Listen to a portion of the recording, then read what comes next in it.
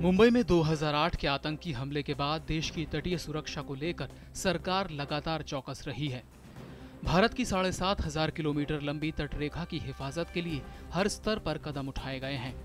इन कदमों के बाद कितनी चौकस है हमारी सुरक्षा, इसी का जायजा लेने के लिए गृह मंत्री राजनाथ सिंह ने गोवा में एक उच्च स्तरीय बैठक की, जिसमें तमाम सांसदों और शीर्ष सुरक्षा विशेषज्ञों ने हिस्सा लिया।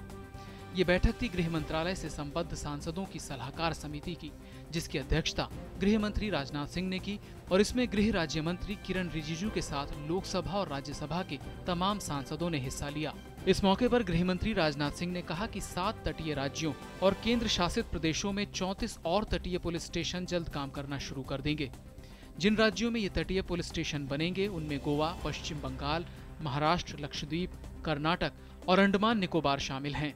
कोस्टल सिक्योरिटी को इंश्योर करने में कामयाबी हासिल की है, लेकिन हम कोस्टल सिक्योरिटी को ऐसा इंश्योर करना चाहते हैं कि कहीं पर भी किसी प्रकार का कोई गैप शेष न बचे।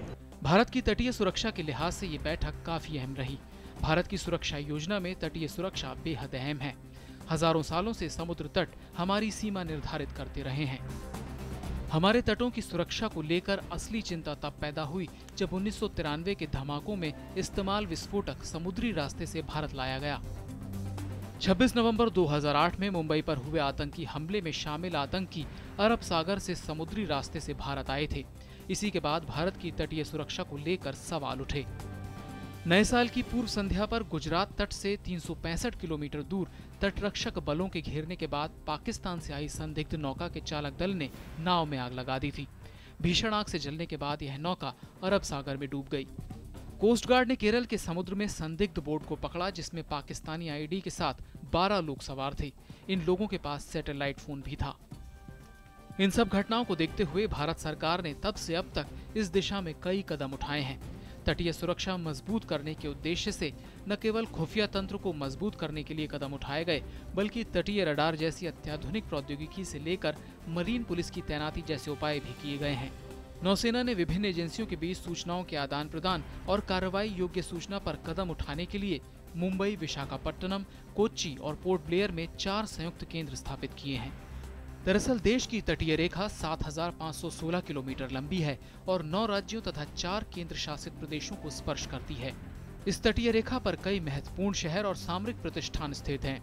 इसके लिए हमारी तटीय सुरक्षा 3 स्तरीय है, जिसमें तटरक्षक बल, भारतीय नौसेना और मरीन पुलिस या तटीय पुलिस शामिल है। 0 से 12 नॉटिकल मील तक की सुरक्षा तटीय या मरीन पुलिस करती है। 12 से 200 नॉटिकल मील तक की सुरक्षा तटरक्षक बल करते हैं, जबकि 200 से आगे नॉटिकल मील से आगे की सुरक्षा भारतीय नौसेना के जिम्मे है।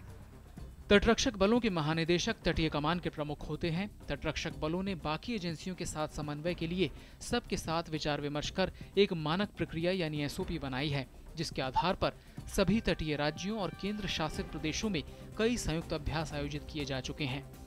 देश में तटीय पुलिस स्टेशनों के काम करने के लिए गृह मंत्रालय ने भी एक तरीका बनाया है। जाहिर है सरकार ने तमाम कदम उठाए हैं, लेकिन ये तभी सफल होंगे जब इन सुरक्षा एजेंसियों में शानदार समन्वय होगा। News night desk, DD news.